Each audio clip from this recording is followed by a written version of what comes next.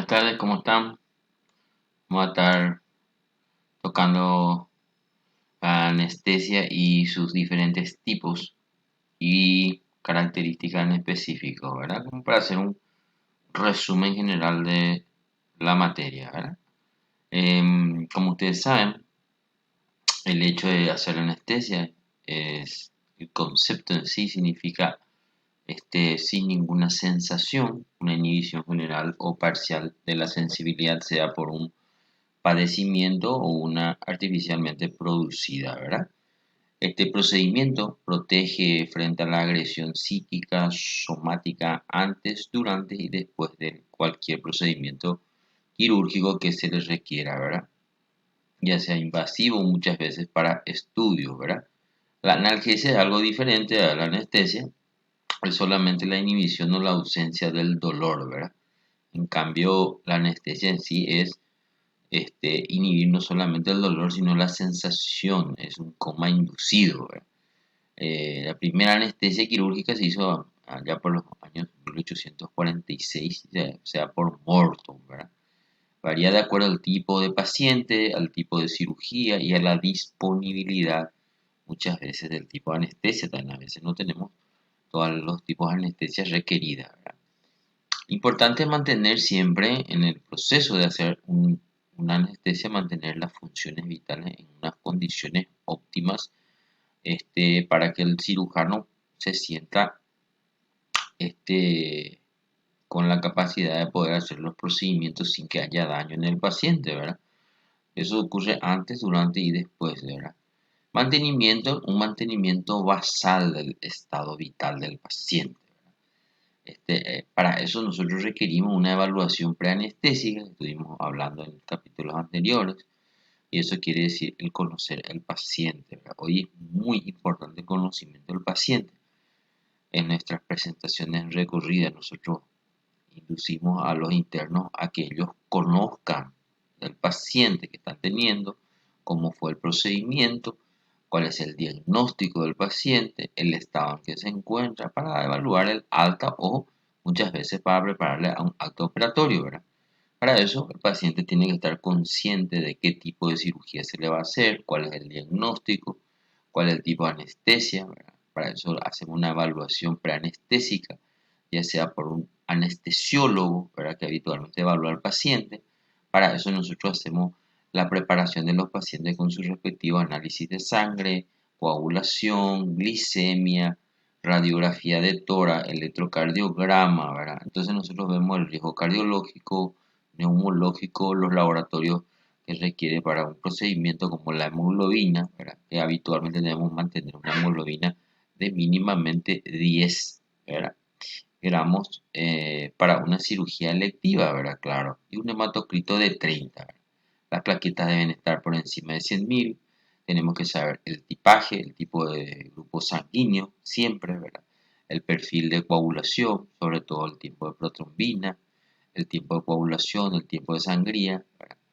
Que no sea que el paciente padezca alguna patología, una discrasia, y el paciente sufra en el acto operatorio, ¿verdad? La glicemia, el perfil renal, la urea, la creatinina, los sedimentos urinarios y obvio la serología que siempre pedimos a los pacientes para saber alguna patología transmisible, ¿verdad? Estos procedimientos no se realizan en emergencia, ¿verdad? Las pruebas de laboratorio se realizan habitualmente antes del acto operatorio, puede hacerse en la consulta o en la urgencia, ¿verdad?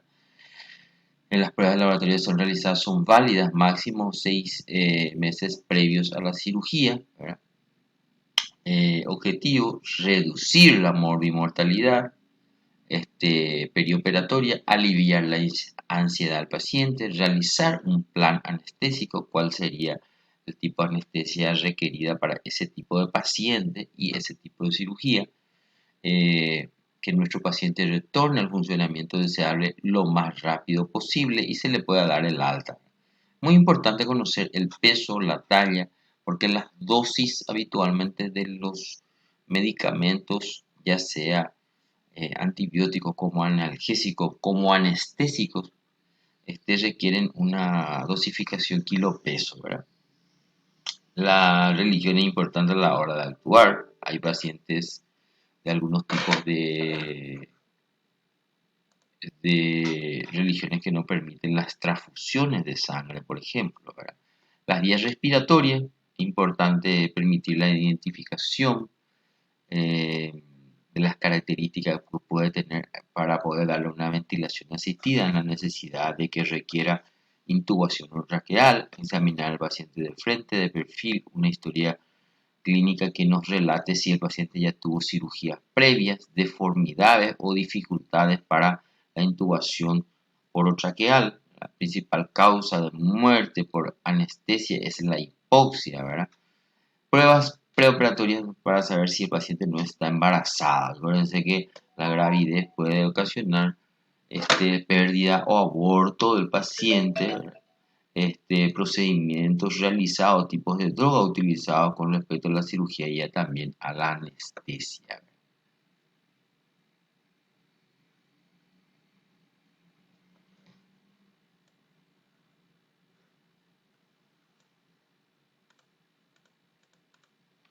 Evaluación debe incluir la inspección sistemática de la apertura vocal, medición de la distancia entre el tiro mentoniano, esto le llamamos escala de Field-Andretti, valoración de la movilidad cervical, determinación del tamaño de la lengua en relación con la cavidad bucal, esto le llamamos clasificación de Malampati, ¿verdad?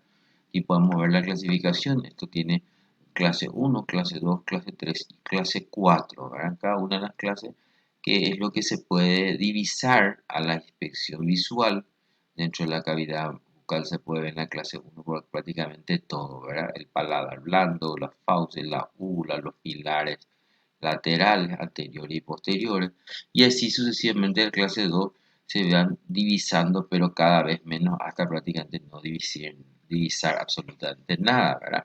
Estos tipos de Malampati clase 4, por ejemplo, predice ya previamente, antes de realizar el procedimiento anestésico, predice que la intubación va a ser bastante difícil.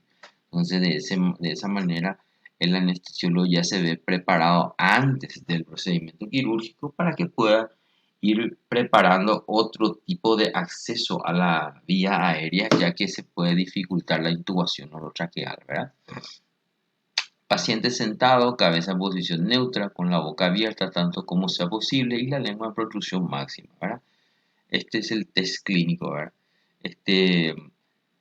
Existen factores importantes para realizar la exploración de la vía aérea antecedente del paciente como anestesias previas, medicamentos, deformidades, traumatismo, revisión de la historia clínica, ¿verdad?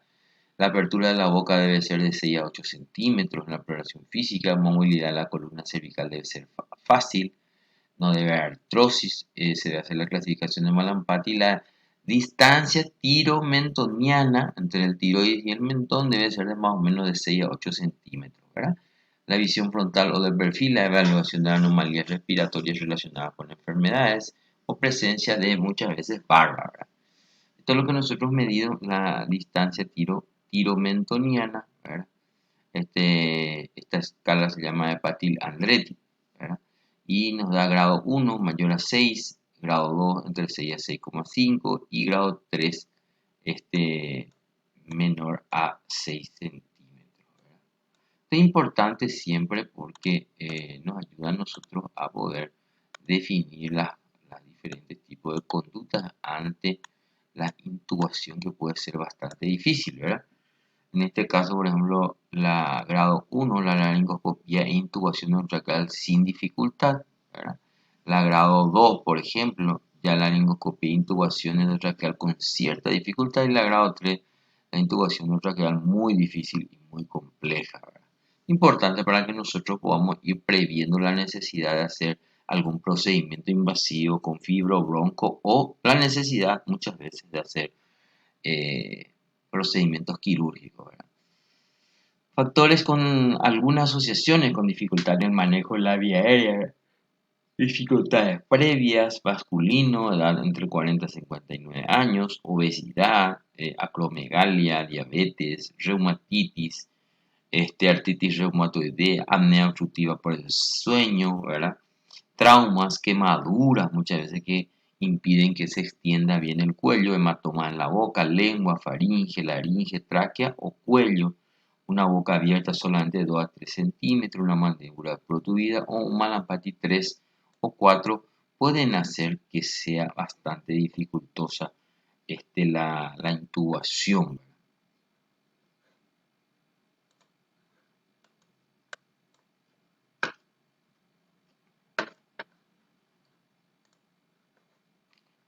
Bueno, en estos casos nosotros tenemos que siempre evaluar la distancia entre el manubrio esternal y la prominencia del mentón, con la cabeza hiperentendida y la boca cerrada. Predice un 90% de intubaciones difíciles, cuando es menor a 12,5 indica una intubación difícil, ¿verdad? Es una escala, se llama escala de Sava, ¿verdad? Una distancia externo-mentoniana, o prueba de Sava también se le puede llamar, ¿verdad? Los scores de riesgo de Wilson, por ejemplo, una intubación difícil, ¿verdad? Aquí podemos ver los factores de riesgo, por ejemplo, el peso, movimiento del cuello, movimiento de la mandíbula, retracción de la mandíbula, y se le da unos respectivos puntajes. Por ejemplo, si el paciente pesa entre 90 a 110 kilos, le damos un puntaje de 1, ¿verdad? La mandíbula, intervalo entre incisivos mayor a 5 centímetros, o su luxación mayor a 0, entonces nosotros le damos un mutante de 0. En anomalías dentarias le damos normal, moderado o severo, le damos un puntaje, y retracción de la mandíbula también le damos un puntaje. La distancia entre los incisivos mayor a 3 dedos, una intubación habitualmente fácil, ¿verdad? Cuando hay solamente menor a 3 dedos, hablamos de cierta complejidad, y solamente si hay un dedo entre el espacio, habitualmente estamos hablando de una intubación dificultosa, ¿verdad? El ayuno en todos los pacientes debe tener un tiempo de ayuno, ¿verdad? El tiempo en que uno ingiere alimentos para antes del procedimiento quirúrgico, ¿verdad? Si es para líquidos claros, habitualmente le pedimos al paciente que sea de 2 horas. Si hay consumición de leche, por ejemplo, 4 horas, ¿verdad? O una fórmula, suelen tomar los niños, los lactantes, 6 horas, o habitualmente comidas pastosas o leves, más o menos entre 6 a 8 horas una vez que se ingiere alimento.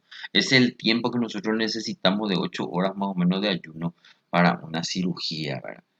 En las cirugías de emergencia, obvio que es difícil muchas veces de hacer que los pacientes tengan un ayuno, ¿verdad? Se asume que el estómago siempre está lleno, por eso habitualmente pacientes que vienen de urgencia, traumatizados, infartados, lesiones por caída, habitualmente nosotros le hacemos una sonda nasogástrica o una inducción de secuencia rápida que disminuye el riesgo de vómito del paciente, ¿verdad? Y utilizamos algunas drogas como gastroquinéticos para evitar el vómito y la broncoaspiración, ¿verdad? Como por ejemplo la metoclopramida, la cisaprida, la mesimetidina, famotidina, ¿verdad? Omeprazol como protector gástrico, antiácido como el magnesio, ¿verdad? Ondansetron, que ya son antieméticos a nivel central, en el proceso de la intubación, por ejemplo, para evitar esa reacción vagal. Solemos utilizar antes de la intubación la atropina, eso vimos en los tipos, por ejemplo, de secuencia de intubación rápida, ¿verdad?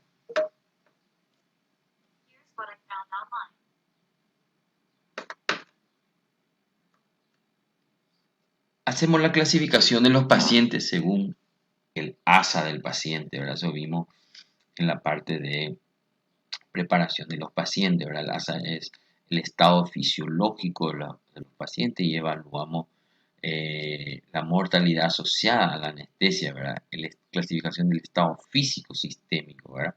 Acá nosotros definimos que hay enfermedades como el ASA 1 y ASA 2, que no hay enfermedades latentes, no hay enfermedades que puedan poner en riesgo la vida, pero sí a partir del ASA 3, ASA 4 y obvio más adelante el riesgo de enfermedades que no estén controladas pueden causar la muerte.